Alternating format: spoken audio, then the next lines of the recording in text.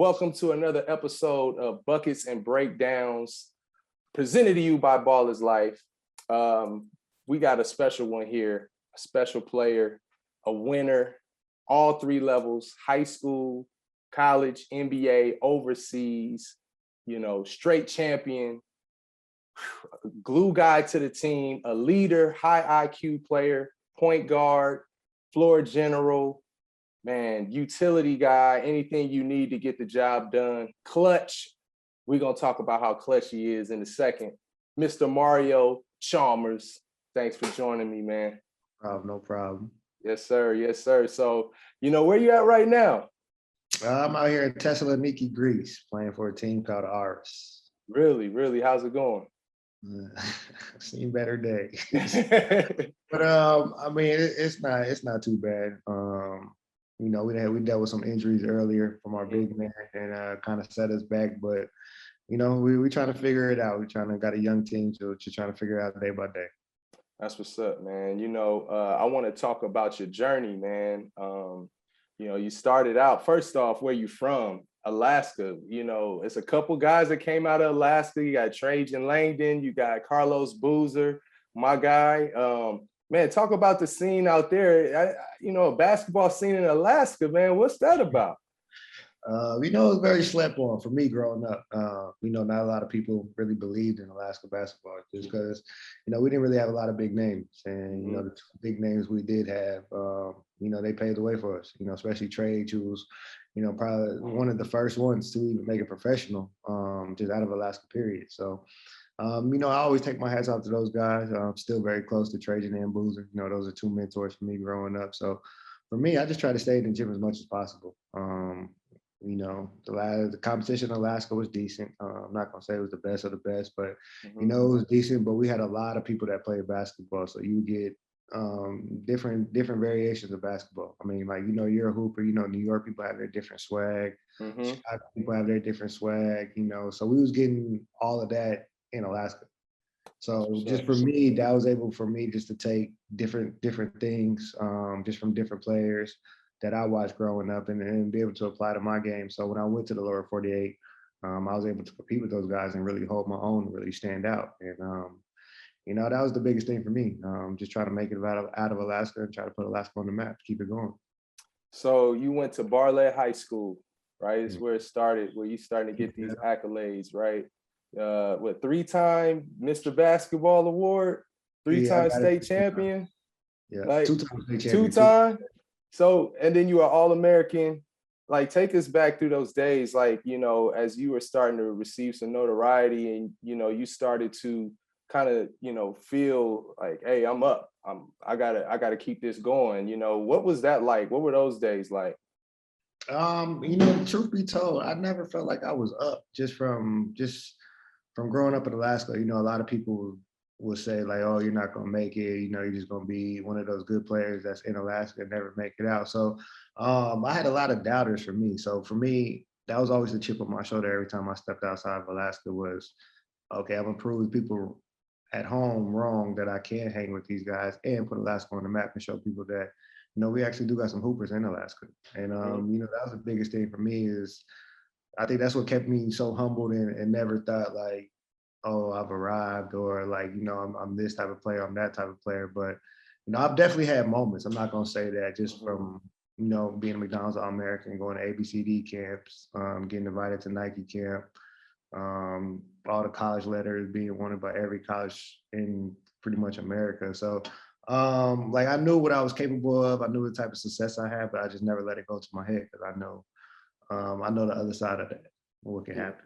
For sure. And, I got a chance to meet your dad, and he seems like he's very involved in your career. How was that bond growing up as you were, working to get better every day? What pushed you, how much did he help you along the way in those early days? He definitely helped me a lot. I would say that, just be able to push me and, have that basketball mind of him being a coach and teaching me the game and really teaching me the game and how to play the game and, how to play the game within the game. So that was the biggest thing that kind of accelerated my mind on the basketball court was being able to see different things and being able to break down things before they actually happen. That's what coaches do. You know, you're a coach's son. You see it. You seen them in the room watching film. You're like, yo, why are you watching so much film? And like, oh, come sit down. Let me show you something. And boom, you'll point out something. You'll be like, oh, I never knew that. And then it just stuck with me. Like, it just helped me carry on and seeing on the court, just being able to make different reads. So that was definitely one of the questions I wanted to ask you about, you know, when you're watching film, you know, any level, what are some of the main things that you look at? And what is something that you would say early on that you took from film that you were able to add into your game that made you a successful point guard? I'm not gonna lie to you, I hate watching film because I hate the way I watch film. And it's like, what I mean by that is like I watch film and I'm always looking for the next play instead of watching what's happening right then and there. So I'll have to rewind it, like, oh, okay, it was that, boom, we were supposed to roll, pop, boom, boom, boom. So it takes me forever to really watch film, but just watching it, you know how the saying goes, film never lies. You know, you wanna be the best of the best or be the best of yourself. You got to watch yourself on film and see, you know, what plays you take off, what possessions you miss, or what assignments you mess up. Because, you know, nobody plays a perfect game. Even if you try to play a perfect game, you're gonna have one mistake, two mistakes. It's life. So it's just all about minimizing the mistakes in crucial moments and just being able to lock in when you need to lock in.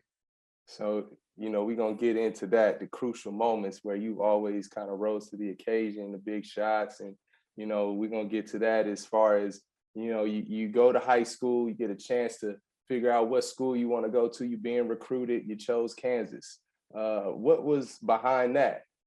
I just got asked this question last week. But, you know, truth be told, I was going to be a Tar Heel. You know, my word. Carolina. From the age of probably 4 or 5, I wanted to be a Tar Heel, and that's just something. So I could be close to my family. My favorite player growing up was Michael Jordan. So, you know, I wanted to emulate everything that, you know, pretty much he did. And I just felt like, you know, me being able to go to North Carolina, play a bunch in front of all my family, after being in Alaska where they didn't really get to see me play in high school. So it was a lot of things that wanted me to go to North Carolina, that led me wanting to go to North Carolina. And then when the moment actually came with the Roy Williams incident, it brought me to Kansas. I looked other places, took other visits, took a visit to Arizona. I liked it, but kind of didn't like it. It wasn't for me. Then I went to Kansas, and you know, the thing about Kansas, it made me feel like I was back at home in Alaska. Just the way the players welcomed me in, from Aaron Miles to Keith to Coach Self, just everybody around there was like, oh, okay, like you're the next one. You're the next one that's gonna come in here and make a difference. And you know, just having that support system right there, just off day one, just from a visit, that was it for me. That's all I needed, and that's what really pushed me to the next. I mean, pushed me to want to go there. Right. So, like you mentioned, had a lot of similarities to out there in Alaska. You know, what was it? Not much to do, just straight to the gym. Like not much to do at all. Straight to basketball, go to class, and that's it. You know, you hang out with your teammates, and it really keeps you focused. And that was the main thing about me. It was something that keep me focused and keep me going to get to the next level where I really wanted to go. Right. So, you know, when you were there, you know, you were defensive player of the year, right? Co-defensive player of the year. You know, what led to that? What made you lock in so much on defense? Really, it was like when I first got to Kansas, you know, my freshman year, I had a rough beginning to my freshman year. And just because, like I said, I let it go to my head of what I was doing. McDonald's All-American, 3-time player of the year, parade All-American, all types of stuff. I'm like, okay, I'm stepping on the campus at Kansas, and I'm like, yeah, give me the ball. Like, Coach Shelf, give me the ball. Let me do what I do. Let me do what you wanted me to do in high school. So that was a thing, and I couldn't do that. Better players, better defenders. So I struggled. And that was the biggest thing for me, is when Coach Self actually, you know, really came to me. He was like, you know, you buy in on defense. You do what you do on defense, then you can do whatever you want to do on offense. You know, that really opened the court up for me and Russ Robb, who was my backcourt mate at the time, my point guard at the time. And, you know, we just caused havoc. And that was the one thing that really made me made me lock in on defense. And I owe a lot to Russ because he was one of the pressure on point guard. I was just able to run the passing lane. So, he made my job a lot easier than what it looked. So I take my hat off to him all the time. Right. So, you also got all the way to the finals, NCAA tournament, win the championship, right? But before that happens, there's some crucial moments that happen. I got to get to it. D Rose is at the line. He has a chance to take the game up 4. He comes up short at the free throw line. And there's a clip of you. I was watching you, you hype like, okay, we got a chance, right? And every hooper knows all we want is really just a chance, right? So, play happens, bobble the ball, it ends up in your hands. You make this big shot to send it back into overtime. Walk us through that. Talk me through it a little bit, man. What was that element like? For us, we knew the whole time that, their biggest Achilles heel was they couldn't shoot free throws. So no matter what was going on in the game, we knew we had that to fall back on. And at that moment where you said D Rose was at the free throw line, if you go back and watch it before that first free throw, I walked past him and I say, if you miss this free throw, the game's over. Oh. So once I said that, he don't say anything. He looks at me, goes back straight face. D Rose don't really say much. Right. He goes back, free throw line. He misses the first one. You see me, I'm like, yeah, I seen it. Like, okay, we here now. So everybody knows what play we're running at the end of the game. We've been running since I got to Kansas, and that's a play we practice every day. When I say every day we have practice. Every day we in practice with that play. So it's like a fast break drill. It's natural what we're going to do. So the thing that I think helped the most was Sharon bobbling and fumbling the ball and falling like that, because you see it make D Rose stop for a second. Right. And I'm pretty sure they knew the play. Everybody in the world knew what play we was going to run. So that slipped and fall, that bobble, that gave me a split second to really get my momentum and get to the spot where I really wanted to go and be able to stop on the dime. And like, if you could see, if you take it back, you see I stop on the dime and they kind of that way, and I'm able to just square up and get to right where I want to get to the hoop. And that's something we practice, and I knew exactly where I wanted to get to. And we know me. Once I get to the last second shot, it's cash. Yeah, man, and D Rose is right there. That's that old expression. Good defense, better O. You know what I'm saying? And then it went to overtime. You guys were able to, execute down the stretch, and you won that championship. What was that feeling like? That was a big feeling for me. It was my first championship outside of Alaska, my first big championship outside of Alaska. So for me, that was a big moment just for the school, for me personally, the team, and, for me sending that trophy back home, just to be like, okay, for, everybody that did believe in me in Alaska, this is for us. And for everybody that didn't believe me, this is for y'all too. Because at the end of the day, I'm still representing Alaska. I'm still one of the people that's from there, from out of there. So, everything I do, I try to represent, Alaska with it. Man, that's what's up, man. And from there, you go to the draft, right? It's time to take that next step, make your dreams come true. How's that process getting ready for the pros after you just became a champion? They retire your jersey later on. Like, what's up with that? How is that feeling to just get ready to go to the league? That moment is surreal. Like, it goes by so fast. Like, this workout to 2 days later, next workout, I remember one time I went from a workout in Portland to all the way across the country to a workout in Washington almost. And it was just like, that's what it takes to get to that level. So, it's just trying to lock in as much as you can, trying to get as much rest as you can. And, as a young age, it's more excitement than anything else. Like, you just going straight off an adrenaline. The whole moment. So that's the biggest thing. It's quick. It's a quick fix. Yeah. So like, I'm on the other end of that. I've been on different teams, Lakers, Cavs. I'm the coaching staffs and the video rooms and the Hornets. We crossed paths back in those days as well. And we see these guys, they hungry, they trying to make it, and they going at each other, man. Could you remember anybody where when you had that 3-on-3 or that 1-on-1 where it was just a dog fight in those pre-drafts? Because some of those pre-draft workouts, man, are legendary that nobody outside of team personnel knows about. And man, I had some battles. I remember one of my biggest battles was versus DJ Augustine in Phoenix. That's when he had all the hype, and I was chasing him, trying to get my name up from the because everybody, for me, coming out of college, everybody was skeptical if I could run a point guard or not, just because I ran into in college. Right. That was my whole draft process, is trying to prove that I could run a point guard. And that matchup of him, I was able to get the best of him that day. And that was my moment where I was like, okay, like, this is real. Yeah, matter of fact, I was working for Oklahoma City at the time. I want to say you guys played in the Big Ten tournament. Nah, we played. We played in the Big 12. The 12 tournament, Big 12 tournament. Yeah. Was it Dallas? No, it was in. Y'all were both in the same. I don't think, maybe you guys didn't play each other, but you guys it was all in Oklahoma City. And I remember sitting there watching you guys. Because CP came to the game. I remember when Chris Paul came to the game. Yeah. And I was like, man, in that era of college, I was like, man, there's some pros in here. You guys had about 4 or 5 pros. And we had 5. Our top 7 actually went to the draft. Two got in through G League, or what was it, D League back then, D League contracts. Right. Yeah, our whole top 7 from that championship team, they went. And then you had the following year with Sharon and Cole.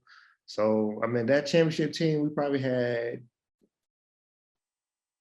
8 maybe 9, 8 for sure. Right. Because I remember watching those games, and I'm like, yo, they got, obviously you guys played and Texas played. I'm like, they got KD running the 5. Like, yeah, he was playing the 5 in college. I was like, this is crazy. And then Augustine was just, running the show. So I can see how that was a little bit of a battle, because even you with they had Sharon Collins, and you were kind of like, and your boy Russ, like you guys are kind of like interchangeable. But that's what makes college so special, is like, you guys kind of work together and still become effective. So now I want to move on. You go to Miami, you get drafted Miami, right? And, what do you think stood out to them to make them want to select you in the draft? Man, to this day, I don't know. Because the funny thing about that is I never worked out for Miami, never had conversations with Miami, never knew Miami even wanted me or anything. But I think the biggest thing, this is what I always say, the biggest thing that was hurting me in the draft is the biggest thing that helped me in the draft. Because playing off the ball at Kansas, it showed that I can catch a shoot, I could make plays off the ball. And, going to Miami is D-Wade show. So that was perfect for it. D-Wade had the ball. Okay, you got me over here. Then you got the number 2 pick and Michael Beasley, who's the other person that going. So I think just the way I played and how Coach Self played me at Kansas, I think that's what helped me solidify myself in Miami and really get to Miami, and then wanted to hold on to me, because, I could play the 1, I could play the 2, I can guard, and that was my thing. I love defense. Yeah, so that's the thing. Like sometimes we don't really see it like what the coaches really see in us, you know what I mean? And then at the next level, what they're actually looking for. We think we know what they want, right? And I think that's kudos to, Coach Self for putting you in a position like, hey, if you can defend, you can play on a team, you learning how to play off the ball, right? And that's the thing I wanted to attack, right? You had all this experience playing on the ball in college. You had to adjust. You had to kind of take a step back to take us 2 steps forward. And you get drafted by the Heat, and that whole culture, from what I hear, is just top notch. The player development. Obviously, in Miami, you from Alaska. I'm pretty sure you want to have a lot of fun if you can. But I enjoyed Miami. So how are you able to block out distractions and lock in and kind of just continue to get better and work on your game and be effective on the floor? I'll say the biggest thing for me was the vets that I had around me. D-Wade was one of my favorite players growing up. Actually, the Great Alaska Shootout, which is a tournament they hold in Alaska, I'm pretty sure you know about it. In 2000, I think it was 2003, D-Wade's last year, they came up there. And since I was the player of the year, I actually met D-Wade at that time. And I told him right then and there, I said, I'm going to see you on the league. I'm going to see you in the NBA. Word. And what the crazy thing is, the first time I was in Miami, after I got drafted, he came up to me, he's like, I remember you. I remember that you said that to me. And I was like, Wow, that's Oh, crazy. manifest Yeah, destiny right there. yeah, that's crazy. So I mean, I take, that's what I call D Wade my big brother. That's one of the persons like I look up to him. I owe a lot to him because he's the one that really guided me and molded me into the NBA player to really be focused and understand like the business side of it and the basketball side. And that was the thing about me is I had great vets from D Wade to Jamal McGlure to Jermaine O'Neal, Bron, CB, Shane Battier, so Mike Miller. Like I had vets that's like quiet and conservative, like Shane Battier and Mike Miller, and then I got the superstars and Bron, D Wade, and so I got all the vets. I got all types of vets from vets that's been in the league 10 years that didn't make as much money as a vet that's been in. I mean, a superstar has been in the league 5 years. So, that was the thing. Like I was just got not so much knowledge from all those guys, and that really helped me out. Man, that's awesome, man. And so you have your rookie year, you get second team all league or rookie team. Yeah, that's a pretty good accolade.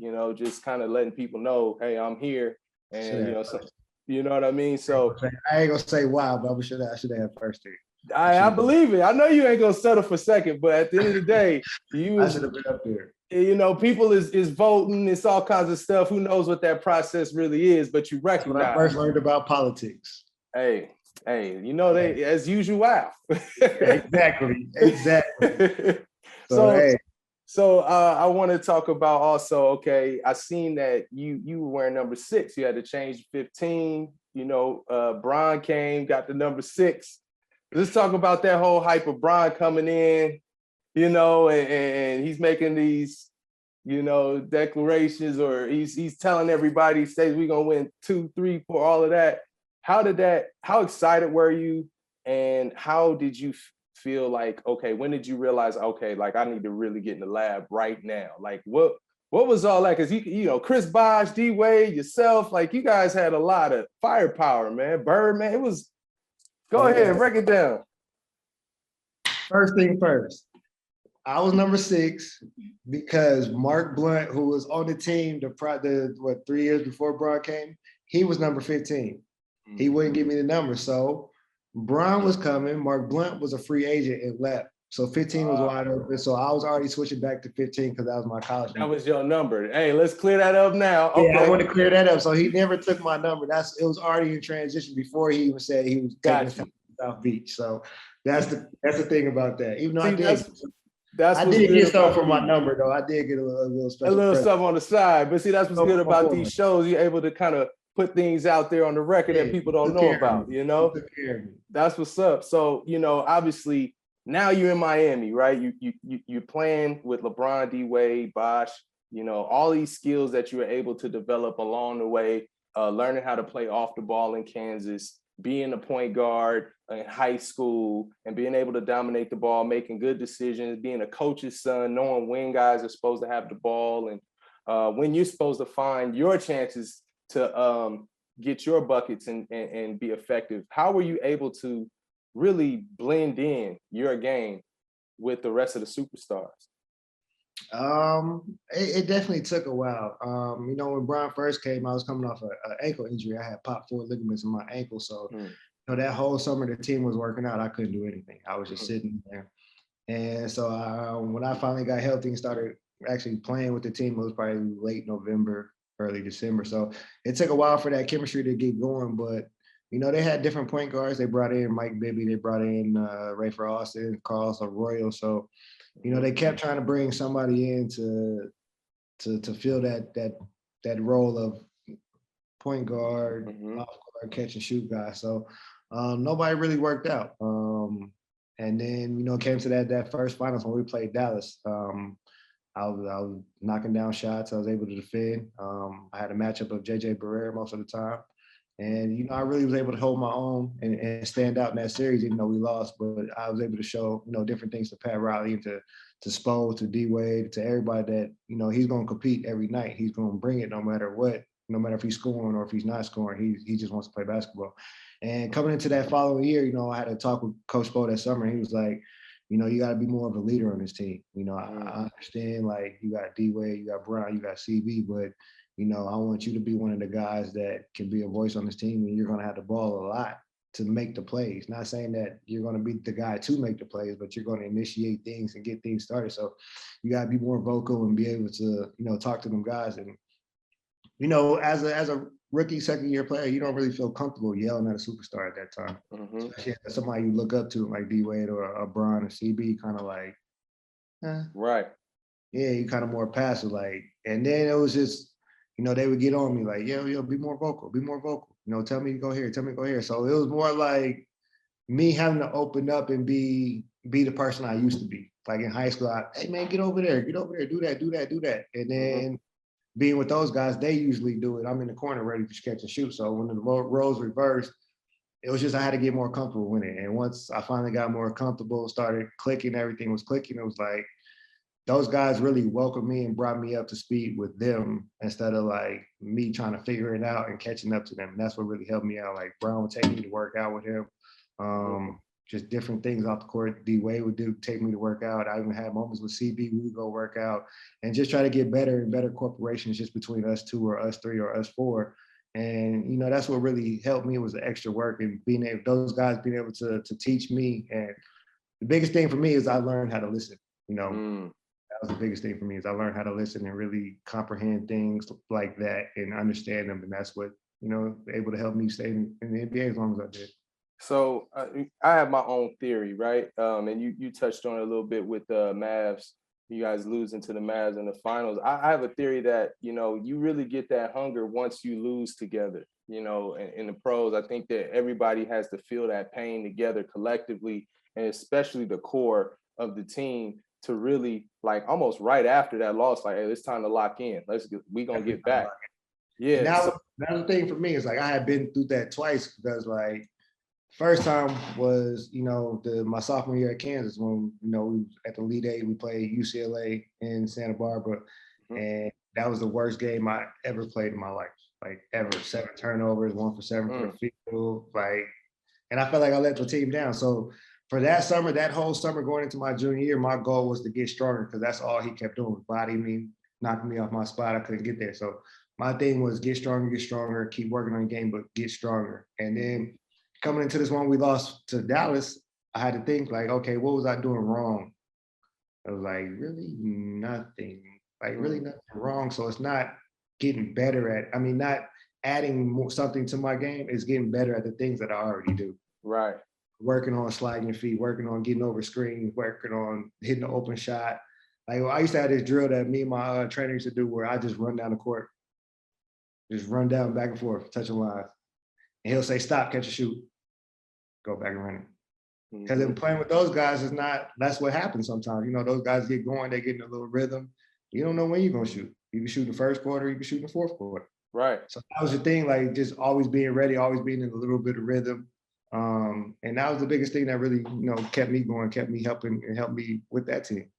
Yeah, man, that's a good point, man. I'm gonna steal that drill, by the way. I'm working with guys and that makes a lot of sense. Like a lot of guys ain't gonna touch the ball and get 10, 12, 15 shots. It might be 5, 6, 7, but you need to make them count, right. And I think that's you gotta be efficient. Efficient. And that drill translated. You look at your highlights and your clips, somebody may do something, boom, boom, boom, you don't touch it. Now you wide open in the corner, big shot, we need it. Right. So I that's so valuable. Like, so I always hear about, I do my research, man. I ask a lot of questions, man, as I'm doing right now. I talked to Dave Fizdale and he was talking about how, the core guys, they worked, but like the role guys, they worked even harder, before and after practice. Like, tell us what that environment is like, in the pros and you playing with these guys and having to be ready. Man, I tell you this, I used to pretty much kill myself to do things like Ray Allen. Say we practice at 10, Ray at the gym at 8:30 getting shots up. Hey, Rio, come work out with me at 8:30. All right, cool. Boom, boom, boom, boom, get shots up. Practice. Brian like, hey, Rio, I'm about to go do some Pilates and some extra weights. Come with me. All right, cool, let's go do that. Finally do that, get home, probably about 2, 3, lay down. Hey, just D-Wade. Hey, Rio, let's go get some shots up like 7:38. All right, cool, let's go do that. So like my day was just swamped just with work though, like just busy work that I enjoy with guys I got along with people that I love that knew they had my best interest. So it was a job, but it made it fun. It made it like, oh, I don't need no sleep. I'm young. Okay, boom. D-Way, you want to work out? Okay, cool. Brian, you want to go do this? Okay, let's go do that. Like we was always working out and always like trying to get some camaraderie. You're trying to bring me to their level. And that was the thing, like that's perfect for me. Like, cause I want to learn. I want to be up there with you guys. I don't want to be somebody where like, oh, Rio didn't do this. Rio didn't do that. It's Rio's fault. We would have this if Rio would have stepped up. It's like, nah, I don't want to be that guy. I want to be the guy I always count on. I might make a mistake, but that's life. But you can count on me when it's that's time. Awesome, because when you mention that, they know they can count on you, but they also know, like, okay, he knows, like Ray Allen, for example, he knows where I need the ball, right? Where I make most of my shots. You the PG, right? So you know, like, oh, Ray over there, we pick and roll, they say, oh, that's Cash, right? Or you know, with D Wade, same thing. He knows if I go into the paint and it's cluttered in there, I know Mario was right here. Boom, he can knock that down. So, and same with LeBron, you know, he may be on the ball, he may be off the ball cutting, you know, he's pretty much like a unicorn out there. But he does whatever. Yeah, but you have to be ready to complement that. And to me, like, there's only a few guys that I can really think about, like, you know, the Derek Fishers, your Robert Ory's that are always just been that guy that's ready, like a Ray Allen, those dudes, and they compliment everybody. You know what I'm saying? And maybe you don't get, I don't think you get enough compliments outside the game, outside the lines, but those that you went against and guys you played with, they know, and all the hoop community. And, you know, I just think that part of the game, like everybody wants to be LeBron and this, that, and the other, right? But you had to sacrifice a lot, really, to be that. To like, be on a championship team and win back-to-back championships, man. Like, talk about how you basically had to accept the sacrifice. You did the work, then you knew I have to get off the ball. I know I'm not gonna get the shots. I'm like, how do you accept that when you've been a 3-time Mr. Basketball and all of that? I mean, for me, it's a respect thing. You know, at the same time, you know, it's D Wade, it's Bron, it's CB. Like, okay, these 3 future Hall of Famers is Ray. It's 4 future Hall of Famers that's taking a game winner or a big shot over you. Are you okay with that? I am, because I know this. All 4 of those guys, if you ask them, if we all on the same team, who's gonna take the last shot? They all will say me. They all gonna say he's gonna take the last shot. Cause that's just the person I am. So I'm okay with making the best play for the team. And I know, you know, hats off. These are 4 Hall of Famers. Like, what are you gonna do? So I get my moment, yes, but I know what's happening. And just knowing that I want to take the shot, that's okay with me. Right. Because I know if it does come down in a game 4 where you get double teamed and you got to sling it to me, and I can jab and go right and finish with my right hand, you know I'm gonna finish it. And that's the thing, is like, I might not get it at that moment, but always in the back of their mind, they know I'm somewhere where I want the ball, and I want to finish it if I do get the ball. Right. That's okay with me. And so, you know, I work with a lot of guys too, in pick and roll, and I love watching it and hearing point guards talk about how they handle pick and roll.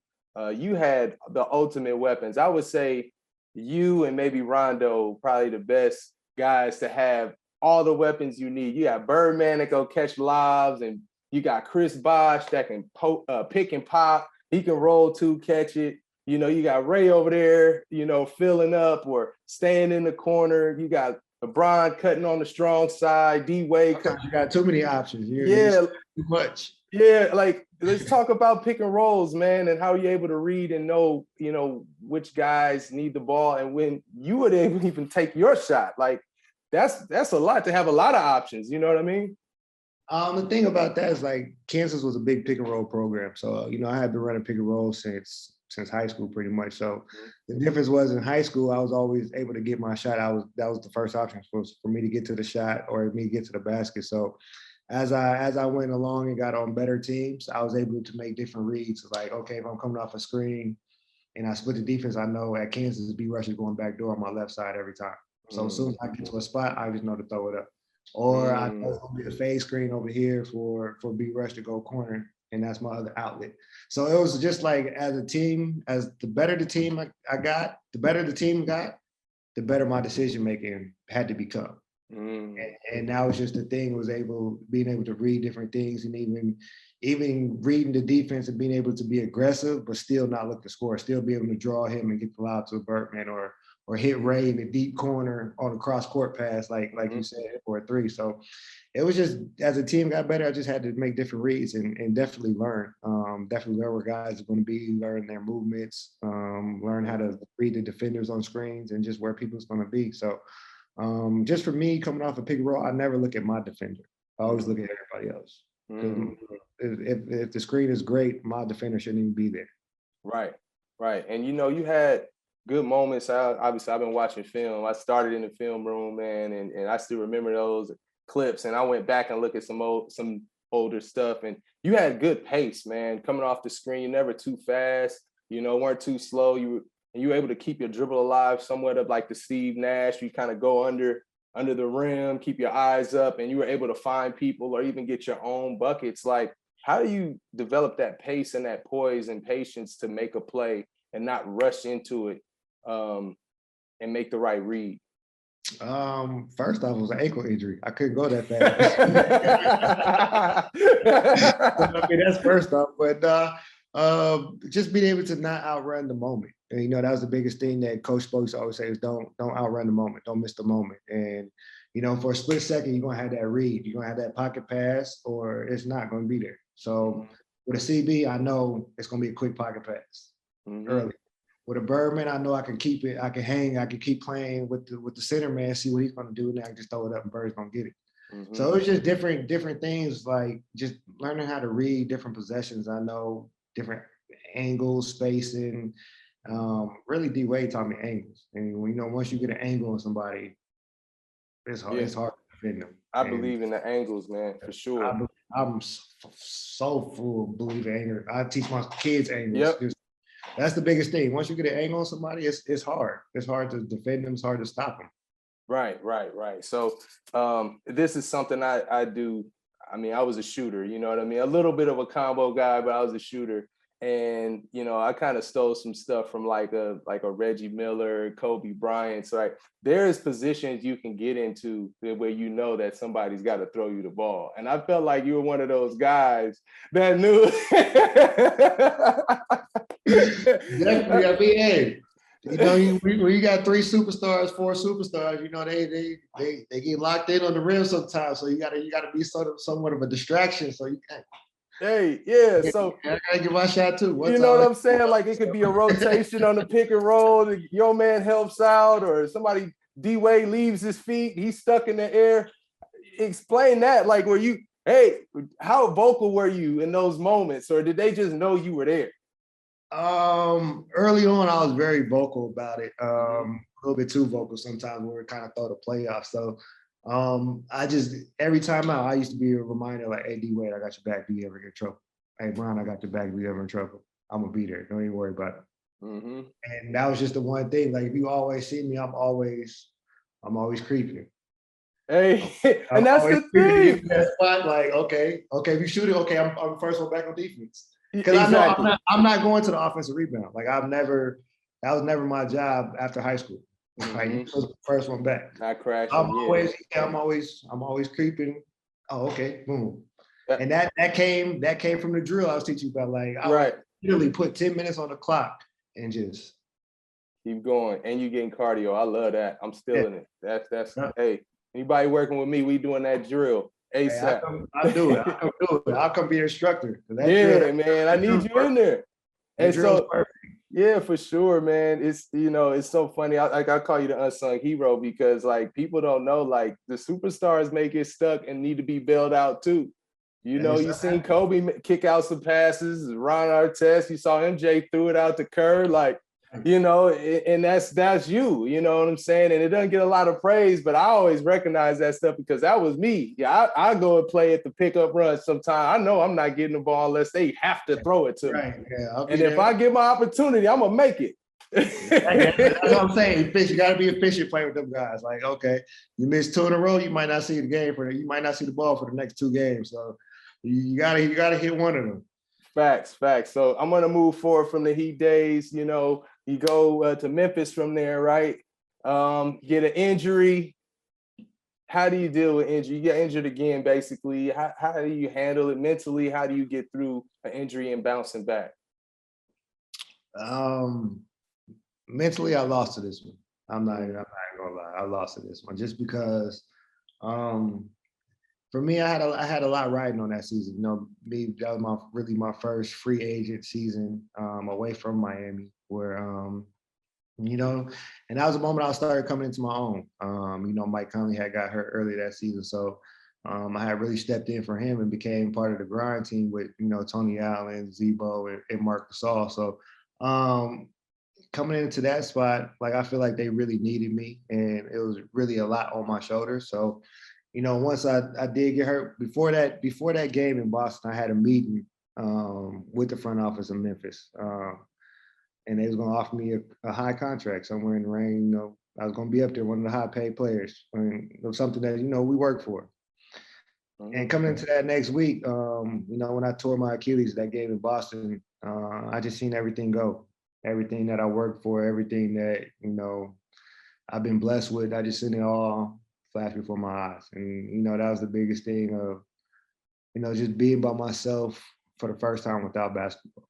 Like you can't move for 3 months. You can't do nothing. You got to sit there. No team. I was a free agent. The team had let me go. So it wasn't even me coming to the locker room just to be able to talk to guys. Or just being at the gym, just having that atmosphere of just being able to feel welcomed or anything like that. So for me, it was just, I was by myself, not by myself, but I was by myself without basketball. And that was like the first time of my whole career since I was 4 years old. I've always had basketball. And, I took that kind of hard.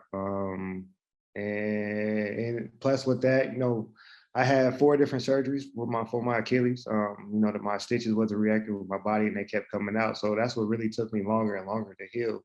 And I mean, if you ask anybody who goes through Achilles injury, you have your good days, you have your bad days, you have days that are the same. And I just had too many days that was the same consecutive where I wasn't getting better, I wasn't getting worse. And it was just like, when is this going to end? When is this going to end? When is this going to end?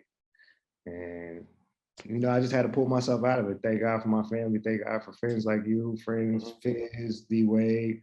Rest in peace, Kobe. Kobe checked on me. Brian used to check on me. So just a lot of people that, I impacted their lives and they impacted my lives. They kind of brought me out that hole and gave me more fight along with my kids, just seeing their faces and like, Dad, come on, let's go do this. Oh, I can't, my foot's swollen, I can't move.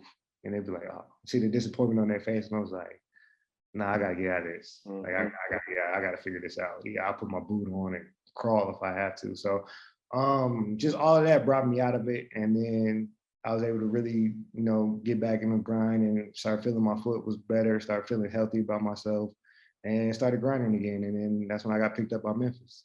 Yeah, man, that's awesome, man. And I also, I'm about redemption, keep things positive. We take a negative, turn it to a positive, and it takes a lot of mental toughness to be able to overcome.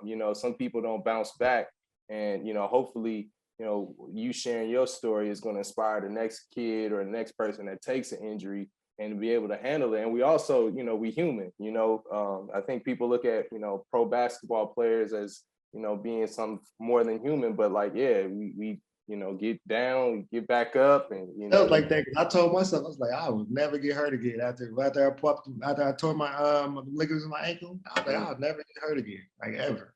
Yeah. So now, when you have an injury like that, now you have to take care of your body a certain way, right? You have certain muscles that need to be strengthened. You're a veteran now.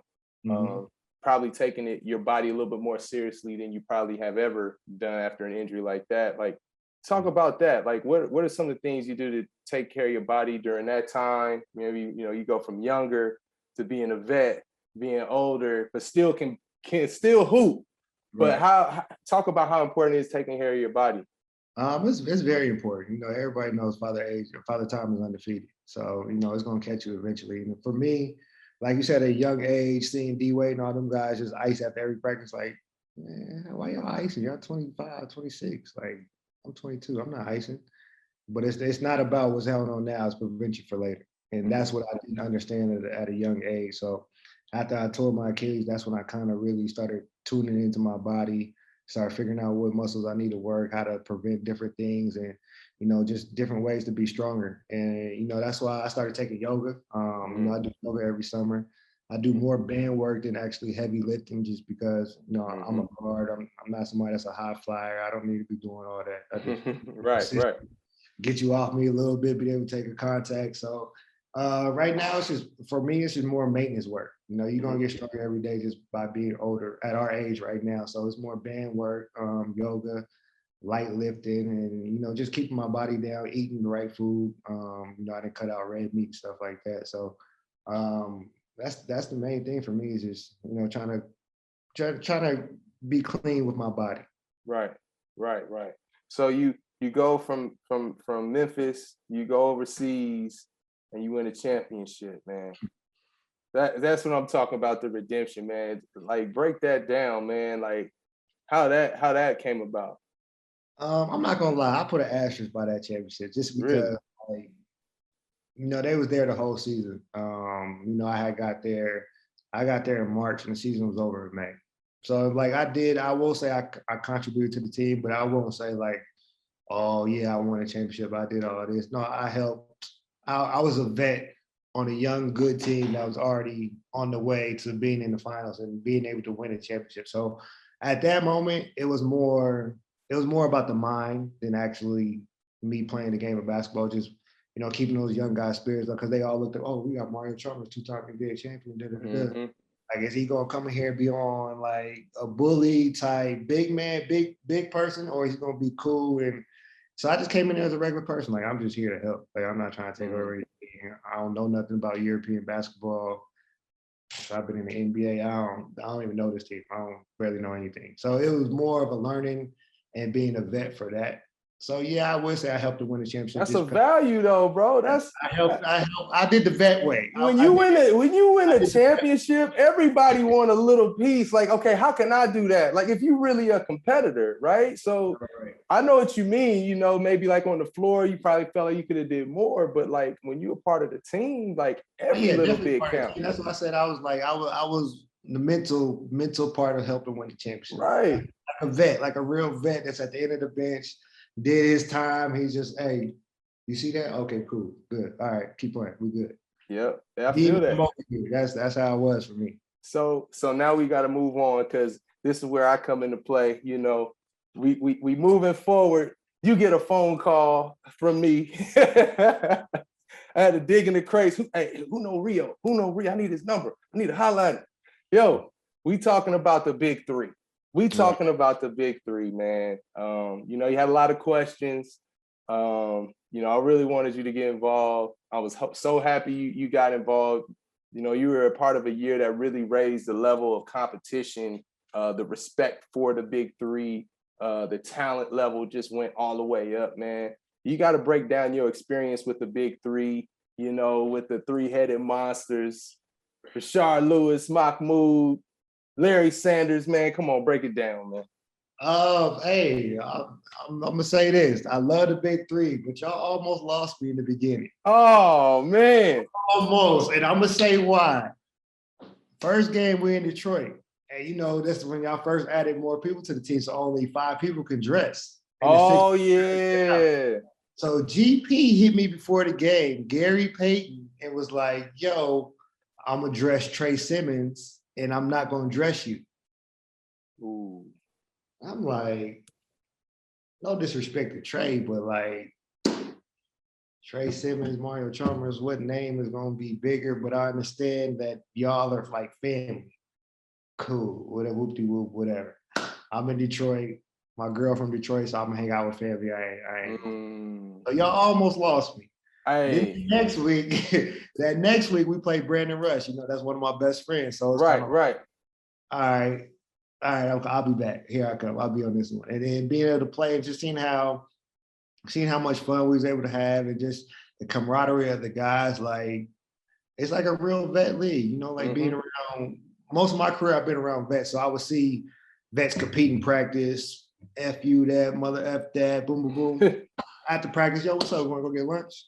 You want to go do that? Oh, okay, cool. So it was like, once I got to the big three, I already knew like Steven Jackson. I knew him, Joe. I knew all of them. I competed with these guys. But for me, this is personal.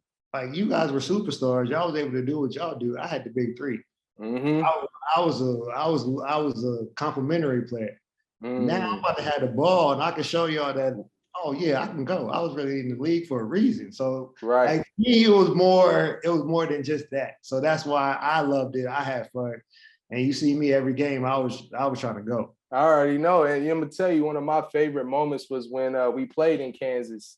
You know what I'm saying? And I was like my first time there, and I got to see the love that you really got playing there. Drew Gooden being another Rock Chalk guy. They showed you major love when they announced your name, man. And that's when I was like, okay, man, this dude really got real love out here, man. And you put on a show. So I just appreciate you being a part of it. You know, we want you to come back. I'm in there. Yeah. Okay, cool. I told you I'm in there.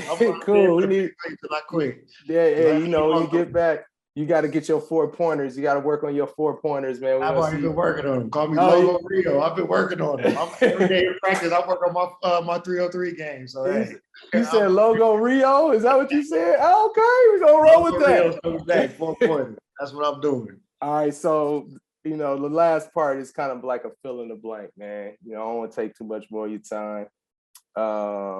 When sizing up my defender, I look at what you look at when you got the ball, ISO time. What you looking at? I look at his feet and his eyes. And why I look at his eyes to see if he's ready for this moment, or is he thinking I'm at a disadvantage? Gotcha. So those are the two things I look at. That's major. What's your best go-to move and why?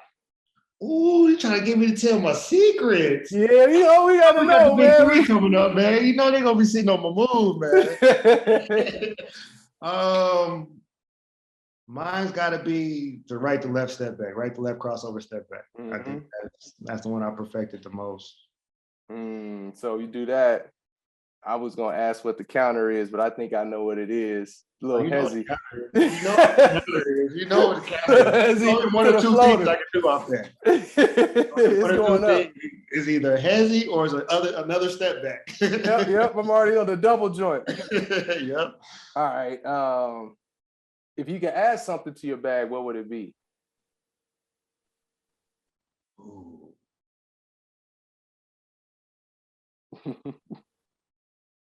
This is gonna sound weird, but I want a consistent left-hand jumper. Ooh, Nate Robb had the audacity to shoot a left-hand jumper in the big three, and I was like, "Yo, what you doing?" He said, "Man, I work on that."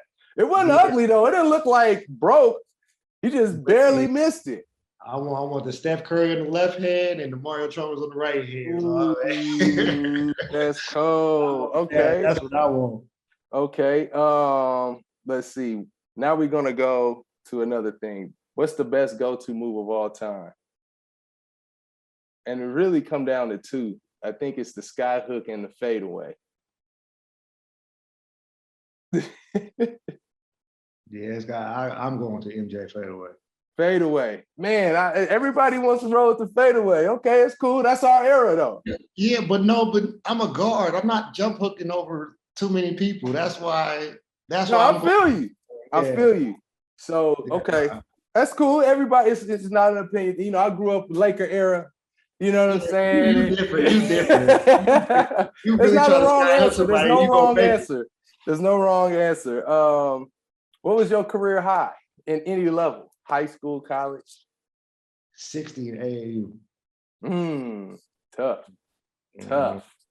Matter of fact, you hit 10 threes in the game. I meant to say something about that. You hit 10 threes in the game. NBA game. Sacktown. Ooh, okay. What was your favorite play call? Like, you know, they call this play for you. What was the play? Thumb down. It was either thumb down or Oh yeah.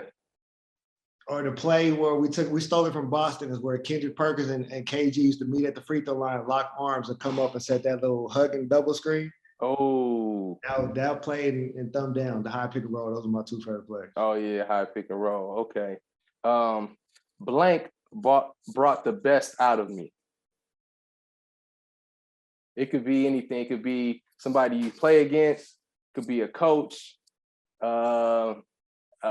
Anything. You know, what brought the best out of you?